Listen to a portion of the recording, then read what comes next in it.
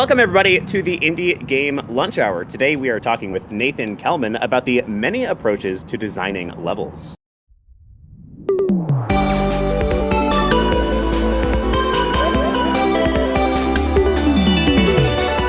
The Indie Game Lunch Hour. Amazing. In our live magical podcast, we give game developers the chance to hear stories breaking in from industry experts, as well as directly ask them questions about their areas of expertise in the second half of each episode. As always, I am your host, Willem Delventhal, the headmaster of the Indie Game Academy and the Wizard of Joy. And this is a mostly unedited recording of a weekly event we host in our Discords at 12 p.m. Eastern Time every single week. I am at a Starbucks today because my power randomly went out about 20 minutes before I was supposed to start this podcast. So that was a bit of a struggle, but we're here now. We're ready to go. Hopefully the audio is not too bad. I'll focus on Nathan's conversation. Nathan Kellman here is a level designer at Lost Boys Interactive who has worked on a number of different titles, but most notably Diablo IV. Nathan is here to give us some perspective on how we actually approach building levels and the many ways we can start our approach to building levels. Nathan, welcome. Thank you for being here. What are you having for lunch today? So far, nothing right now because it's pretty early my time. But yeah, I guess I can start by you did an awesome intro. I guess a little bit more about me. Yeah, my name's Nathan. I'm a level design Lost Boys Interactive. I've been in the industry for 2.5 years now. Yeah, about 2.5 years. I started at Hangar 13 Games as a design intern, where I was working on the level design team. Did that for about the summer, and I guess they liked me so much they hired me full time. Yeah, I got hired as an associate designer. Yeah, I got hired as an associate. Was working there on an unannounced project for about a year. And yeah, sadly, we had layoffs at the studio, which caused essentially that whole like California office to kind of shut down. But luckily, I got picked up by Lost Boys Interactive, and I've been there ever since. And yeah, the only titles why I shipped was Diablo IV, and now I'm pretty much working on some unannounced stuff behind the scenes. Yeah, it's been a pretty fun ride, pretty cool time. The industry is in a pretty crazy place right now, but I'm happy that Lost Boys hasn't really been affected yet, or so far. Amazing. Yeah, the story of it doesn't it kind of feel official, I guess, when you have to say I'm working on some unannounced stuff and I can't tell you. Yeah, it's funny because people always ask me like, "So what are you working on now?" I'm like, I cannot tell you because the NDA is very strong. I ran into somebody at GDC this year who was working on a project for 7 years that they were not allowed to tell anybody about. Man, that is I'm Insanity. I don't look forward to that. I don't look forward to that when I work on a project that I work on for 10 years, and it's like, yeah, I can't tell you what it is. So yeah, I promise it's cool wild. though. I'm definitely doing things, and I definitely have a real job. Yep. Well, Nathan, I'm happy to hear your origin story, the fact that you sort of worked your way in. I'm curious, though. I would like to go a little bit more in depth. I think what a lot of people love about the podcast is being able to hear sort of how these opportunities happen. So tell me a little bit about how you got that first industry job, and then maybe how you transitioned here into Lost Boys after the layoffs. By the way, rest in peace for the layoffs happening for everybody. Yeah, it's been a great time. I mean, definitely when I had first got laid off about probably almost 2 years ago, it wasn't as bad as it is right now. But yeah, show for more origin story. So I graduated my master's in May of 2020, so around like the height of COVID when that was going on. But around that time, about a couple months in, I met some people in the Discord called Design Den, and a couple of us got together. We decided to make a game just to kind of boost our portfolios. That's one thing I always encourage a lot of students to do after they graduate is if you're looking for a job, you're not getting anything, start a game with some friends.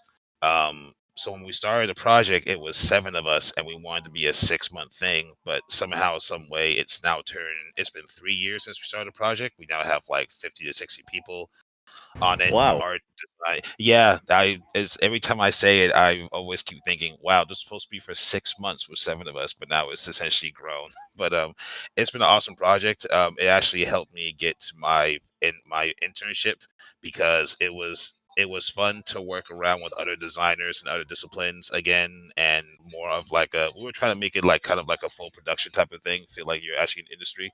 But I learned a lot on that project, And yeah, I was applying around to different studios, I was applying around to places. Like I got interviews with like Sucker Punch, Naughty Dog, Treyarch. So that was for about the year or so. But A couple then small, I less so had well-known indies.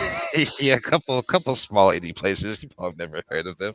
Um, but yeah, then I luckily had a chance with Hangar 13, because around that time with Hangar 13, this was about probably, yeah, about a year after the Black Lives Matter had happened across the world, and Hangar 13 had this initiative where they wanted to kind of bring in like more underrepresented voices into the industry. So I applied to the internship. I had an interview with the recruiter. Then I had the interview with the let's see, it was the lead LD, the design director, and the game director. And the fun fact was, two of them actually worked on Horizon Zero Dawn. So that was kind of intimidating, but also kind of fun to learn about that during the interview. But yeah, I interviewed with them, and that's when I first started my job. And it was really interesting because when you're working at a AAA studio, a lot of them have proprietary technology, and it can be very overwhelming. But they definitely give you a time to kind of, adjust and learn and get used to things. Because I remember the first time I opened up their engine, I was like, I don't know what this is. How am I going to get to build things? This is so crazy. But you get used to it as time rolls on. But yeah, I was doing internship for about 3 months, and then the last day of the internship, I found out they wanted to hire me full time. It sounded like they wanted to hire me the whole time, but it wasn't anything official yet. But yeah, got hired on full time, started working on some really cool stuff. Was doing that for, yeah, about a year, working in Hangar, working on unannounced project, working on some other projects as well. And then sadly we had layoffs because, things have just kind of started happening around the studio. We ended up getting a new Things. CEO. Yeah, a lot of things started happening. And then sadly, yeah, they essentially laid off like pretty much almost all the California offices. Hangar 13 has studios in Europe as well. They have about four across the world. But yeah, that kind of happened. But luckily for me, when I got laid off, and this is a really cool thing about our industry, is when layoffs do happen, people come flocking for support. I think I got laid off, and within like 2 days, I had like 13 interviews set up for the following week. Wow. Yeah, it was insane, and it was crazy. I had one day where I had four interviews like back to back to back, and it's so funny because you think about how you were trying to break in, just wishing someone would interview you, and now here I am, just like as I'm like in an interview, I'm getting messages on LinkedIn from other recruiters like, "Hey, we want to do an interview," and I'm like, "Guys, just like please give me a minute. I'm in the interview right now." So What the hell? What is your secret? It took me 4 months after layoffs, y'all, to get my next gig. I it was the right place, right time, I guess. Because I've made a lot of friends being in like the design that I'm in. So when they heard about layoffs, people were just kind of flocking, and yeah, it was crazy. But at around the time though, when I was at Hangar 13, probably about a month or so before the layoffs, one of my friends who works at Lost Boys, he been trying to get me to go there for like a good 6 months, and I was like, you know what, all right, here's my resume for portfolio, because I really liked Hangar 13. I really love working there. I love the people I worked with, and it was such a fun place. Um, but I was like, okay, here's my stuff, send in, I'll have a conversation. Ended up talking to the recruiter, and that's when I found out they were working on Diablo 4, and I was kind of like, oh, dang, that's kind of crazy. And what's funny is I didn't hear from them for like that month, but then the day I got laid off, I ended up like, hey, sorry it took us so long, we want to interview you. And I'm like, yes, please interview me. Like I want a job. Um, and a really cool thing about Lost Boys is like if they really want you, like they'll get you. So for example, I interviewed with Lost Boys on a Friday, and the following Monday morning they gave me a job offer, which is something I did not I was thinking I'll hear back from them like in about a week. And following Monday they were like, yeah, we want to get you a job, so come through. I'm like, oh, okay, cool. But it really helped because my friend recommended me, and that's one thing I'll say is like, having a great network can definitely help you when you're job hunting or trying to look for your next gig. I mean, I think so far I've had friends of mine who've been in the industry for about 10 years say like every job they've gotten so far after they got it, and it's been recommendation with a friend. They haven't really even need to apply to the studio itself. But yeah, no, but yeah, it was really cool. Then yeah, I started getting there, working on Diablo 4. It was definitely really fun working with people at Blizzard. People there are very, very talented. ridiculously talented. It's almost kind of scary how talented they are. But it was awesome meeting new people, getting to talk to them, and then work with people at Lost Boys. Yeah, we worked on Diablo for about a good 6 months, and but the thing about it is because we were doing co-development, I couldn't say I was working on Diablo, even though it had already been announced for like at that time for 3 years. Because with co-development, a lot of it is the people that you partner with kind of give you permission when you can talk about projects. So we couldn't talk about it until the day it shipped. So I had to keep Diablo secret for about a good like good year Must before be I could so talk hard to about it. sit on. So the funny thing is, we were when they were doing the Game Award show, they showed like the first trailer for Diablo, and I remember I'm in the Discord with some friends, and we're watching it, and as it comes up, I had to like mute my mic so I wasn't because I started freaking out when I saw it. I was just sitting there. Everyone's just like, "Oh, wow, this looks so cool," and I'm sitting there trying. I'm sitting there like You're like, yeah, I have to calm down. I bet that is Yeah, cool. Yeah, that's gonna be really cool. yeah. First, like, wow, what game is that? That's crazy. That's wow. I have no idea what. Oh, Diablo 4. I didn't even know that was a trailer. So it was, but that was really cool. It was really Well, cool because because even though I couldn't talk about it, like getting to see it, like I think because I'm still friends with the level design lead there, and when it was like when it was about to come out, he was sending me stuff of like they had like a thing where they rented out a church in France, like an abandoned church in France, where they painted the ceiling like this cool Picasso like thing for Diablo 4. Then they ended up showing other things for advertisements of like in Las Vegas and all that type of stuff. So still seeing all that, knowing that I worked on something that big of a game was like, wow, this is kind of insane. Like something that I'm working on is just like all over the world getting advertised. And the one day when it really hit me, this was probably about like I was at the gym working out, and I think it was around like the NBA playoff. And as I'm working out, I look on the TV and I saw like the Diablo trailer, and that's when I was like, "Oh my god!" Like I'm working out like at the gym, and the thing that I worked on is like on screen right now, and I'm like, if I start screaming for joy, people at the gym will look at me crazy because like, why is this guy acting so crazy at the gym while he's in mid workout? Um, your but fun yeah, fact: and then you are allowed to violate your NDA as long as everybody that hears the violation thinks you are a crazy person. as pretty they would have, they would have, but yeah, but when the That day shipped, it was not true. really Actually, take your NDAs seriously, everybody. yeah, no, definitely take them seriously.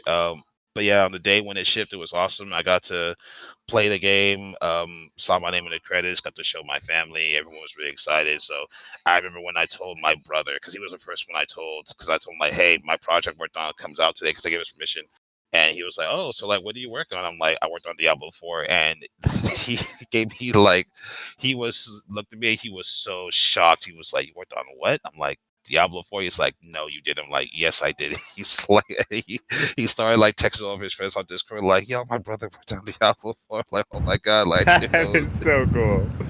Wow. yeah, yeah, I love hearing this. This is such a thank you for going into more detail on the origin story because I think a lot of yeah. people are going to really enjoy that. There's a lot of good stuff to take out of it. The sort of surreal experience of breaking into the AAA sphere in particular, who are so much more careful about announcements and what you're working on. Loving the story. I think I want to go back and pinpoint something you said early on because I think it'll Yeah, be useful to people, and also because I want to clarify and make sure I understand. Your first yeah. project that you started in college is still going on now, and is now 50 or 60 people? Yeah, so it was started about probably 3 months after I graduated from my master's. Because it was essentially I met some people in the Discord called Design Den. They recruited me onto this project, and it started off with 7 of us, and it was just 7 level designers and one tech designer because we were trying to break our way into the industry, and we felt like if we were making a project that would help us boost the portfolio. But as time went on, we kept on making it. We ended up really liking the project itself, and it essentially we decided to bring on artists, and then we brought on like an art lead, and then we brought on some more combat designers, and it turned to a thing where now the project has turned. Yes, it has turned about 50 to 60 people. We have people in the U.S., Canada, Europe. It's grown into like its own thing. It's kind of wild how big it's grown so far. That is absolutely wild. And part of the reason I pinpoint it is because It's hard for somebody trying to break into here. I got an internship because they, may not have the opportunity to find an internship. But this is one that is totally within their control. They can absolutely start working Yes. on projects. Mm. I'm curious. So, is this entirely self-funded? Is it just volunteer or rev share? Tell me a little bit more, some of the details that might be interesting to somebody who wants to start something like this themselves and start getting that practice. Yeah, I mean, it's all free. Like, it's all volunteer work. So everyone who's working with us is all on volunteer. We are not paying anybody because when we first started this project, it was just to be something that kind of help boost people's portfolios to get in, and that's still of what it is. So people who are coming onto the project are people who are like people in school or graduated and they are trying to get an opportunity in the industry. I mean, I've had instances when I was looking for work, when I first looking for my first internship, and I had it on my resume, and people thought that I had worked at an actual studio, but then I would tell them, "Oh no, it's actually a volunteer project." And this and they're like, "Wait, how do you?" At that time, it was 30 people, and they were like, "How are you getting 30 people to work on the project for free?" Yeah, So, that's insanity. Like most of the student projects that, or I shouldn't say student projects, most of the like volunteer or similar projects, I guess, are usually like 5 to 10 people maximum. 50 or yes. 60 is crazy, man. Is this? Do you have like a project manager or some kind of producer or something who's kind of managing the whole thing? Like, give me the one or two hot tips for somebody trying to structure something like that. Yeah, so what's funny is we like just brought on an executive producer because originally we didn't really have any producers. It was just kind of us managing each team. So for me, I am the level design leads, and we had an art lead, but he had to leave. So now I'm managing both the level design team and the art team. And our art team is probably the largest team. It has probably about 30 people. But luckily now I have a producer to help me with that. We also have a design producer. I think now we have about three. We're trying to grow until I probably have 2 to 3 more producers on the project. But yeah, it's been kind of crazy because since it's a volunteer thing, people kind of work when they have time. We have different people in different time zones, so a lot of it is like sometimes doing one-on-ones, or we'll have like team meetings for each discipline. And I think the reason why it's gone on as well as it has is because people are really passionate about it and they really do love the project. We actually have our own website. We show off screenshots of our concept bars, of our blockouts and stuff as well. And yeah, I think it's just because people are really passionate about it. I think what helps as well is the fact that people who've been on the project have gotten jobs in the industry. Like we've had people who, like me, gone on to Lost Boys. My friend Kyle, who started the project, he got his first job because of this project. I've had friends that gone on to work at other AAA and indie studios as well that were on it. I think we recently had a concept artist who got hired at a studio in London. So it's actually really helped out a lot of people. And I think because now most of us who are leads on the project are in the industry, so it almost feels like when people come onto the project, they're getting mentored by people who are in the industry themselves. So it definitely it helps out a lot. But yeah, it's insane to me how it's grown so huge. And essentially we're pretty much like our own like small indie double A type of studio I thing. mean, It's that's a really wild. studio, yeah. That's really cool. I think, and really inspiring for everybody. And to echo some of the important points there. It is basically expected, basically required in games that you come in with some of your own projects already done, with something like your own studio already built. And there's a reason for that, which is that it's very possible. It does take extra work, it does take extra hours, of course, but it's very possible for you to do so. I don't know that I would recommend 3 years and 50 people, but Nathan made it work clearly. So consider it yourself. Now, I want to get into the topic for the day, though.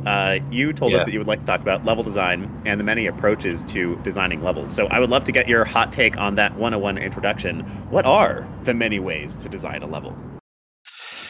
Yeah, the reason why I wanted to talk about this topic is because talking to a lot of students and the people, well, a lot of my students, they feel like there's only one way to start designing levels, and they think that's the only way to do it. But there's more than one way.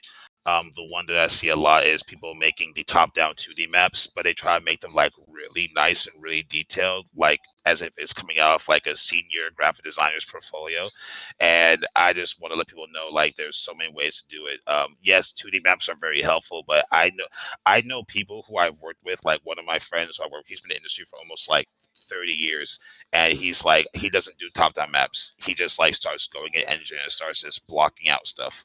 But the many ways you can do it is you can do things like make a level design beat chart. So there's kind of a one pager Google Doc sheet that talks about like, I want the player to start out here and then go to here and then go to there. So kind of like a small flow chart. Or You you call can that a like beat make chart? yeah, like a level design beat chart. So there's like kind of the different beats of the level that are happening. Like beat one, the player starts here. Beat two, the player like has to.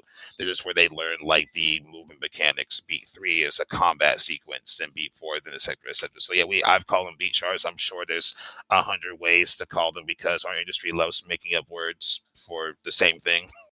Well said. Well said. Yeah, yeah. Someone said, "Oh yeah, like a story, like storyboarding." Yeah, yeah. So something like that. But yeah, I've done those. I've also have friends who make flowcharts where they'll make a little mind map of this is where the player starts here, like especially when it's like more of a hub and spoke or open world type of thing. But yeah, I just want people to know like there's no there isn't like a right way to do it. It's just more of like here's different ways you can approach it because every level you make is going to kind of have a different approach to it. Some of it you may end up doing like more of the hub and spoke fashion. You might just use level design B chart. Sometimes you may do a 2D map. Some people like doing I do them sometimes, but I make like really ugly drawings in my notebook. Some people want it to be like really nice and really detailed. But yeah, I just want to let students know that these different ways because some of them get so focused on the 2D map that they spend like 2 weeks on that, and then it's like, hey, you gotta block out a level next, right? Um, so yeah, that to me is like the biggest thing because I've seen people like kind of go back and forth about it, and then I come in, it's like the levels line in the industry, I'm like, yeah, there's really no right way. It's whatever people enjoy doing. Um, and a lot of it also depends on the studio and how the documentation is set up. So at my job, we do 2D maps because we have to like essentially show it to our directors that end up like approving our stuff. But sometimes it's like if we're just working on our own things, it's kind of like, all right, I'm just going to start making some stuff here and we'll do whatever. Even like on Ruby Shark, like I kind of let the level designers do what's best for them. And some of them like open up a test level and start blocking some rough shapes out. Some of them do a flow chart, like I said, or the beat chart. Some of them make 2D maps. I've had some just be like, yeah, here's like some screenshots from movies that I kind of like want to show the intensity of how the player's going to go through. So yeah, it's just more than one way. So then once we get done with that's part, which is like the pre-production, going into the blockout phase. Now, blocking out stuff, there's also many ways to block out a level. Some studios also have their own different ways of doing it. So, for example, Naughty Dog and other Sony studios, they love using Maya to block out their levels. Like they will block out the entire thing in Maya, import it into engine, start playing around. Some people, this is my preferred way, they make like a modular kit. So they essentially make pieces of like a house or trees or bushes, then they would put them into a level, and then that's when they'll start building their level with those pieces. Some people may just use simple cubes. They might just use a cube, be like, yeah, this is a house, this is a plane, this is this and that. And the reason why I say that as well is just saves the students because I've had some students be like, oh, well, you have to block it out like this, you have to do it like that. I've had some people say like, oh, why would you do it like that? That doesn't sound so dumb. And it's like, well, no, I think because at the end of the day, is all when you import it into engine, it's going to all be geo. It's going to be geo that the player can run around it and do stuff. I don't care if it's made in Maya, Blender, UE and UE5's modeling kit, modeling software. I don't care if you just got some stuff off of the marketplace and put it together. Like as long as at the end of the day the player is running into it, running into a level and having a fun experience, that's what matters. Because then also by the time it gets to art's going to just make it all look pretty. So it doesn't really matter how you start it off. What matters is just making sure that it's all clean geo that people can get to and start moving into that. But yeah, because I've done different ways before. I've made things in Maya, import them in. I've made kit bash sets. I've used Unreal Engine 5's cube grids or modeling tool to make blockouts as well. So yeah, just to let people know, like, hey guys, there's no perfect way to make this. Just do whatever is most comfortable for you, and you can learn different workflows you want as well. Love that. This is actually really cool. Part of the reason that I love this podcast is because I learn a bunch of stuff that I haven't known before. So I love that you, first of all, I'm going to reiterate to make sure that the lesson sinks in and so that you can correct me if I have any of this wrong. So you've just given us a glimpse into how level designers approach building levels, and you broke it down into two main phases, which is pre-production, kind of planning out the level itself, and then block-out phase, which is where you build out the level and then you hand that off to environmental artists, etc. after that. In that pre-production phase, a few of the approaches that you mentioned are creating a 2D level layout, just straight up skipping this step and jumping into engine, a beat chart, and a flow chart or mind map, especially for hub and spoke levels. And then during the blockout phase, you mentioned three different things, which was Maya or Blender, kind of doing it in a 3D modeling software, a modular kit of pre-assembled parts, and a cube grid used as a sort of blockout. Does that all sound right? Yeah, that all sounds pretty right. And I'm sure other studios have their other workflows as well, but those are just things that I've used throughout my time in the industry and just working my own projects as well. But yeah, and one big thing I will also say as designers, especially level designers, definitely when you're blocking out, before you start doing all that blocking out stuff, talk to your art team about the metrics you're going to be using. Talk about like, okay, these are different models we're using. Ask them like, hey, do you want me to make like a tree and all type of stuff, or should I just use like one tall cube? Because once you and the art team are on the same page of like what's to expect, then they know how to kind of work the process themselves. The reason I like doing the kit bash way is because at work, we actually have things where the artist will give us like those assets, where it's like simple blockout meshes. It's like, hey, here's walls, here's this, and here's that. We build stuff with that. So by the time we build stuff with it, they already have those metrics, so they can start making like some prototype art, so they can start updating it as time goes on. So, but that's just how we do it. And like I said, other people do different ways. But I would just say at the end of the day, definitely please talk to your art team. I know sometimes designers artists can butt heads about things, but at the end of the day, like you have to communicate in order to get something done.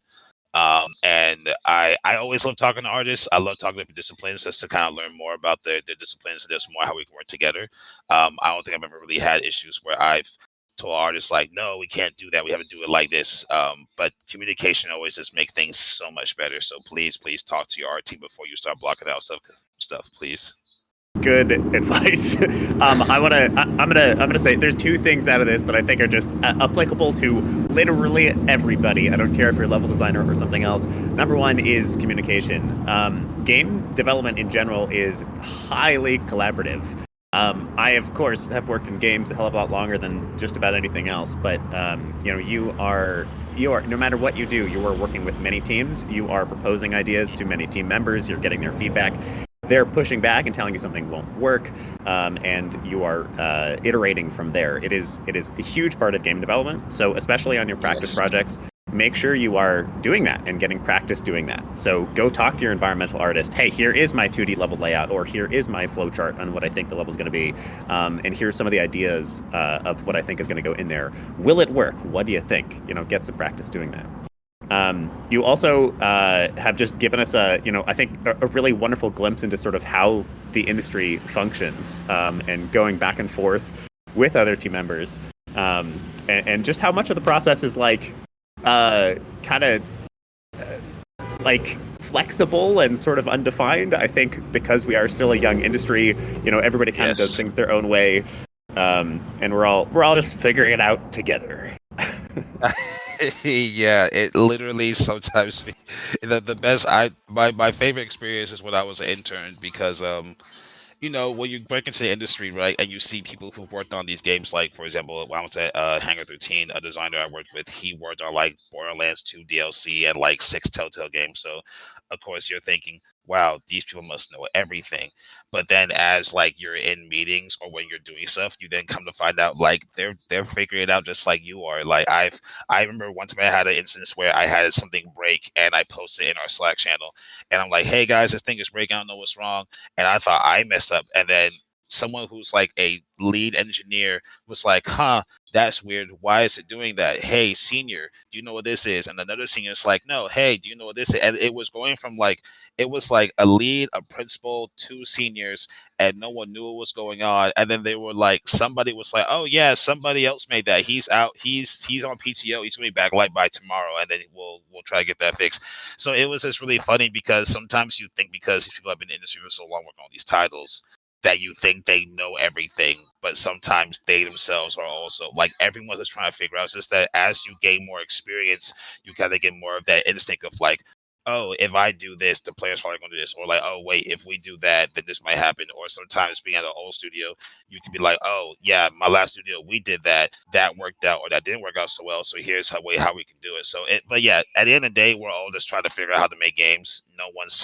Nobody solved it yet. Even people who've been doing this since I've been like before I was alive. So everyone's still trying to figure it out. I love that. I love that. It is so true. The other day at Paradox, I had an engineer leave a bug report in the bugs channel, and he was like, "Hey, there's this bug, Willem. It's a system you were working on. Would you go check? Is there something that you changed that caused this bug?" I went and investigated. It seemed weird. I was like, "This shouldn't have been anything from my plate." Engineer, could I get some support and you check it out actually? And then he sent me a picture of a commit where he had pushed the thing that broke it. He had broke it. He didn't know he had broken it until I went and figured out that I hadn't broken it, and then he investigated and found out he broke it.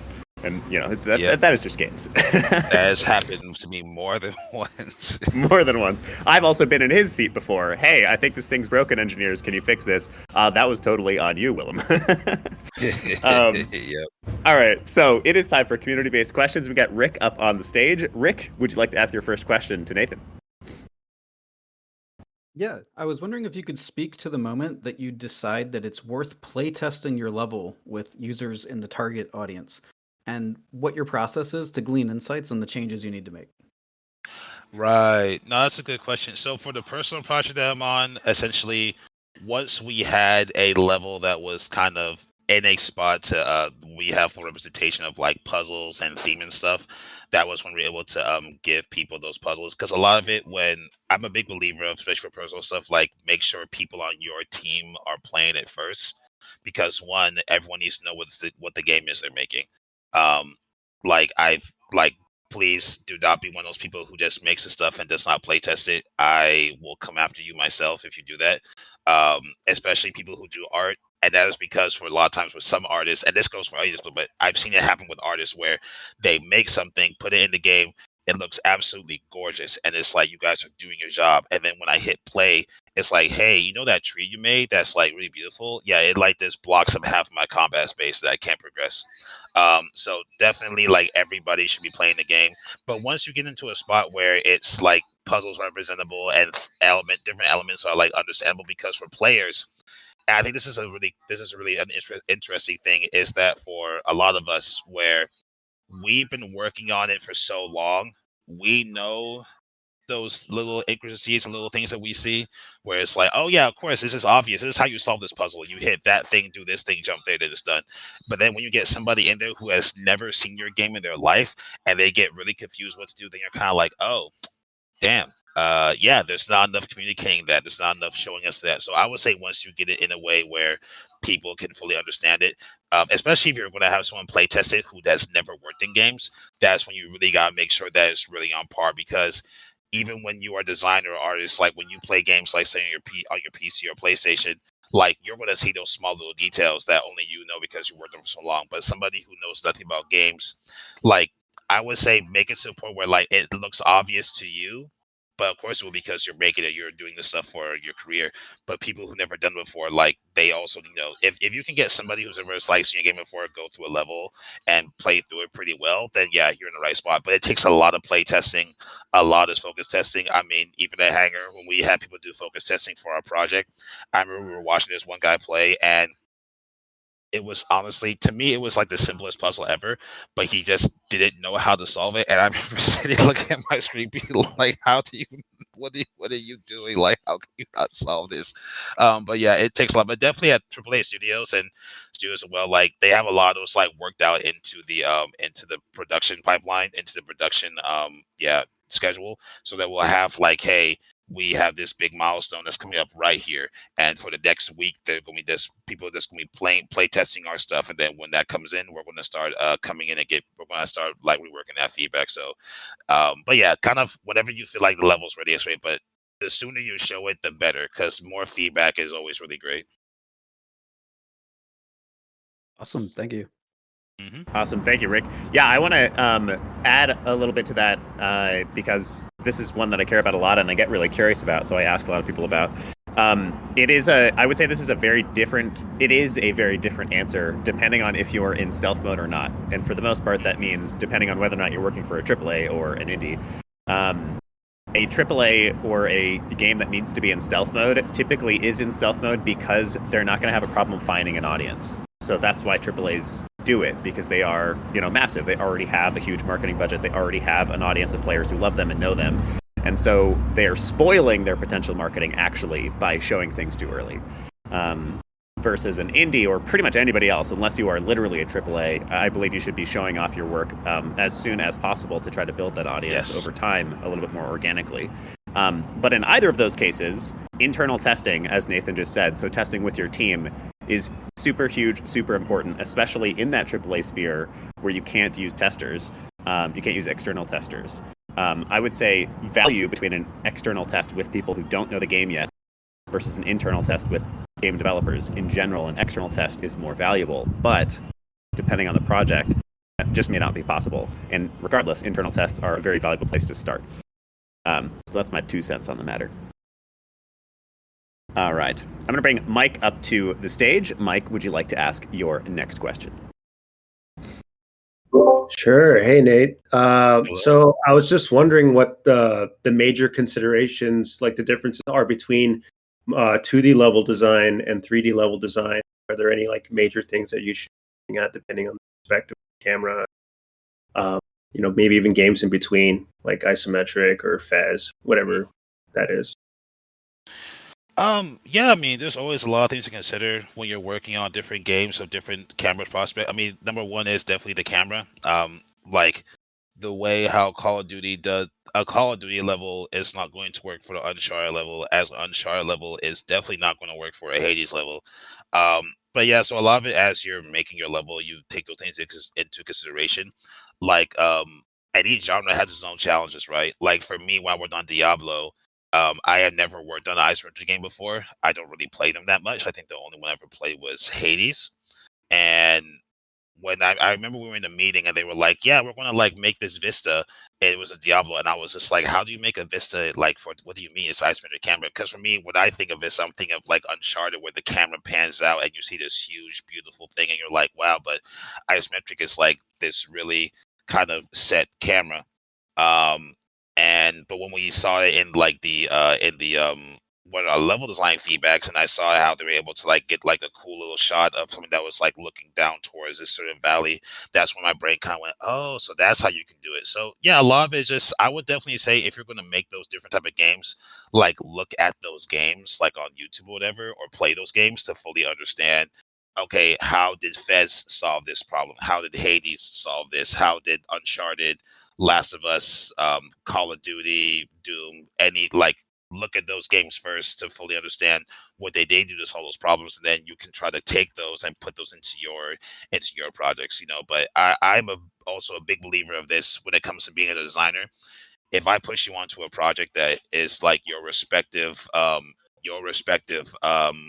discipline, you should be able to figure out how to make a thing from that. So if you are on a Call of Duty level, you make a Call of Duty level, right? But if I push you onto Uncharted, then you should be able to learn how to make a level for Uncharted, because like that is your job as a designer. So that's just like the big thing I always kind of say, because the one thing I do not like hearing is when people are saying like, oh, well, I only work on all my projects in my portfolio are only third-person adventure games. And it's like, okay, cool, but what happens when you're working in a studio and they go, we're going to make a 2D platformer? Like, you're going to have to learn how to do that. So the more genres you kind of work on and do in practice, I feel like the better, in my opinion, the better you get as a designer. Awesome. Thanks, Nathan. Thank you.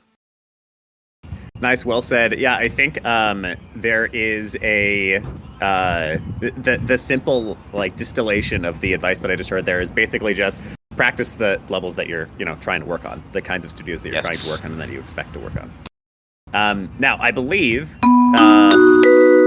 Oh wow, that means it's time for the question of the day, where we reiterate one of the most important points that Nathan taught us, and you earn House Cup points. So first person to type the correct answer to this question in the chat, Will loves it, gets 3 House Cup points. What is one of the techniques Nathan recommended during pre-production for level design, and one of the techniques Nathan recommended during the blockout phase? One of both. If you're listening, speak it out loud, and try to remember what Nathan has already taught us. Let's see. Color Optimist says, talking with your art team. That is important. Yes. Communicate. Yes. These are all important things. But we're talking about one of the techniques Nathan recommends, actual technical techniques during pre-production and blockout phase. I'm going to give you another 10 seconds to try to leave the correct answer. Nathan gave us 4 different things to do during production to plan. Joe, you have one of the correct ones during the blockout phase, but Joe, I need you to type me something during the pre-production phase as well. There we go. Nick, I'm going to give it to you, Nick. Well done, Nick. Also, welcome back, Nick. Nick says, flowchart and Maya blockout. Yes, so during the pre-production phase, when you are planning the level, not yet building it, 2D level layouts, jumping in engine right away, a beat chart, a flowchart, or mind map are the options that Nathan gave us. And of course, there are many more. There are infinite. Games are weird and flexible. And then during the blockout phase, when we are actually building the level, but before it becomes a big, beautiful level, Nathan recommended Maya and Blender, basically 3D software. This is what Naughty Dog does. Modular kits and cube grids. Awesome. All right. Nick, excuse me, let us know which house you would like to give your House Cup points to. All right, I think we've got time probably for one more question, maybe 2, depending on how fast we get through them. I'm going to call up... Where'd we go? Major Bacon. Come on up on stage and ask your question.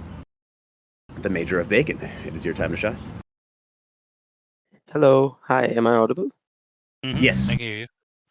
All right. Hi, Nathan. Really loved the talk. Unfortunately, I wasn't there for the initial part of it, but I really liked what you had to say about the connection between artwork and stuff, the art team.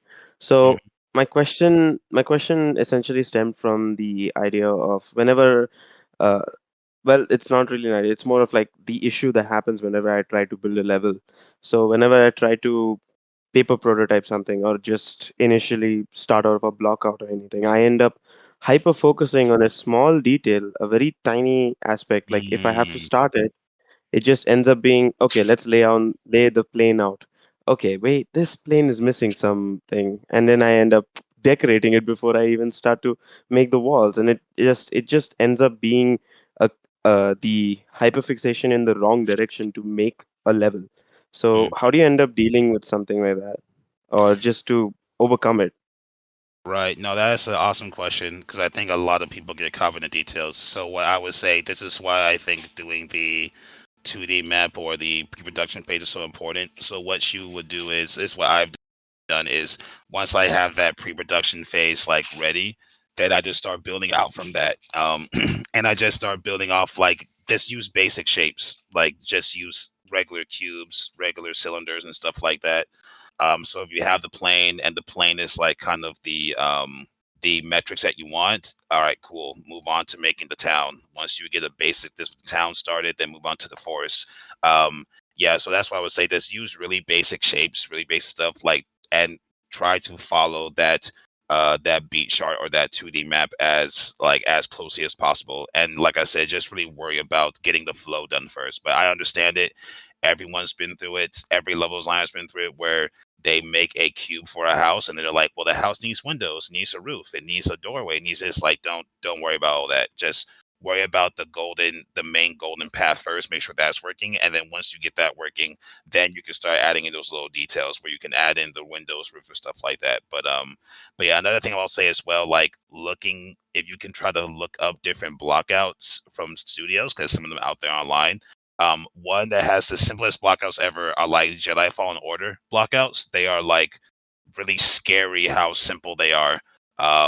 So yeah, like looking up those and the other ones as well, just to see this is even how people who block out AAA do it as well, right? But yeah, this when you do the tube injection, just get the very first rough block out done first, and then worry about the details later. Because we want to see like the flow of it, not like the small little details. You're not an environment artist; you're a level designer.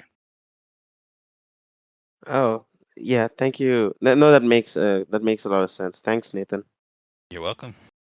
Well said. Yeah, I think it's a great question. I'm glad we got to ask it because that applies to everybody. We all keep working on things until it's perfect, even though we shouldn't. There's that old famous quote: "Video games are never finished; they're only abandoned." And I think it's very Boy. true. You could always keep working on the game. You could always do more. So make sure you're prioritizing your tasks. What are the absolute most important things that need to happen? And then if you have the extra time, you can add more. And I don't think there's any perfect way to just like move on and be done. That just comes with practice, maybe. Yeah, I would say so. Yeah. All right. Last question. Nicole, would you like to ask your final question of the day? Oh, yes. Hi, can you guys hear me? Yes. I can hear you. Okay, thank you. So yeah, I'm currently a freshman in college majoring in game design, and one of my questions is pretty much just like, do you have any suggestions on where I can start putting my art, like in terms of media platform? Because I really want to like learn to gain experience. So, do you have any suggestions for that as a game artist? Yeah, so number one I would say is have an art station. I know a lot of different artists are like, well, I want to make my own website. I want to just use ArtStation. That's what ArtStation is for. That is why it is created. I get jealous because as designers, we have to like kind of make our own websites just to kind of like make them work. But for art, like just you can just make an ArtStation, start posting your work on there, right? I would say definitely doing that because the more if you try to put in work of like making a website, that kind of like takes away from like you making art. And I know a lot of artists have come here and say, well, I want to show people I'm creative, that I can do this, I can do that. I'm like, well, you're showing them that with the art that you are making. Because we're not hiring you to be a UX UI designer or web developer. We're hiring you to be like an artist, right? So I would say definitely ArtStation. I would also say looking out for other discords that are more art focused. I'm actually in one now called the Dynasty Empire, which was started by I think a lead environment artist at Ubisoft Massive, and it's been out for like years. And they have a lot of people in different in the industry in there who give feedback to different artists. So, but yeah, I would say like putting your art out there, letting people see it, asking for feedback, which I know can be very scary, especially if in a Discord full of like industry people. Trust me, I've been there. But it's better to do it now than to wait. And like, yeah, it's like as soon as you get like, say, if you're making a 3D piece, right? As soon as you get like a simple block out of the composition, post it in the Discord, be like, hey guys, what do you guys think of this composition? Here's my art station. Here's like the image I got from ArtStation that I'm copying off of. Like, just get as much feedback as possible. Get used to having that feedback loop because when you get a job, that's how it's going to be as well. Because trust me, no leads or director is going to wait like 2 months for you to like show your first pass of your of your art. They're going to want to see it in different phases. But yeah, so I would say, yeah, this learning, posting your art out there and asking for feedback, I would say is definitely number one thing you should be doing. Thank you. You're Awesome. welcome. All right, thank you, Nicole, for asking the question. All right, so Nathan, we are at the end of the episode for sure. Before we say goodbye, we always ask the guest of honor for a piece of homework. So what is one thing that audience members can do in the next week or so to practice some of what you told us here tonight? I would say, so out of the different techniques I said for both the pre-production and the blockout phase, I would tell each of you guys to pick one of each and try to like make a small level with that. Make something that like will take like a week to do. So do like a mind map and then make something with cube grids and UE5, or take a 2D map and then make something with in Blender, import into Engine. So yeah, I would say that's probably some work I'd like you guys to do. Like pick one of each of those different production pipelines I said, and like make a level with that. Make a small one though. Don't make a huge one. Nice.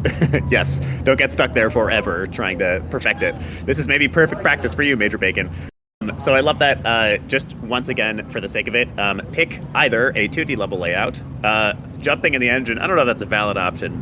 We'll put it in there. I don't know. A beat chart or a flow chart / mind map. Pick one of those and design your level out pre-production. Then once you have done that, move into your blockout phase and either use Maya and Blender, some kind of 3D software, or a modular kit. You can probably find something on the Unity Asset Store or something equivalent, or a cube grid. Then, as always, post that homework using the hashtag IGLHhomework to LinkedIn and or our Discord, and we will all celebrate you, get excited, give you some feedback. All right, Nathan, that is the end of the episode. Is there any last things you want to say to the audience or anything you'd like to plug here at the very end? No, yeah, I mean, just, keep making levels, keep having fun. I mean, at the end of the day, you're making games, so have fun making games. And if anybody needs anything, like, you can always get my, add me on LinkedIn, add me on Discord. I'll be more than happy to talk to people. I'm sure there's actually some people in the chat that I see here that I've talked to more than once, like Will. Hi, Will. But yeah, just hit me up. I'm always more than happy to answer any questions you guys have. Hell yeah. We will include links down below to go check out Nathan, follow him on LinkedIn, reach out, say hi. Somebody in the audience here, Mike, says that they're going to use MS Paint for their level layout. While that is probably a joke, I do want to say, actually, it's very valid. It's, I think, a good part of what Nathan even told us here today, to use anything to do those two steps, pre-production and then block out. I know. I have seen a 20-year vet go into MS Paint and show me like a level thing. So by all means, you can definitely use MS Paint. I've definitely done big environmental art levels just in like Photoshop, where I'm just kind of like laying out where stuff is going to be a little bit. All right, that is going to do us for the episode. Thank you, everybody, for being here. Nathan, of course, thank you for your time. This has been wonderful. Listeners, thank you for listening. Hell yeah, Nathan. And if you enjoy this episode, we ask that you send it along to just one other person that you think might also enjoy listening. We will be back here Wednesday at 12 p.m. Eastern next week, every Wednesday. So come and join us. There's links down below. And that's going to be it. We'll see you next week. Goodbye, everybody. Bye, y'all.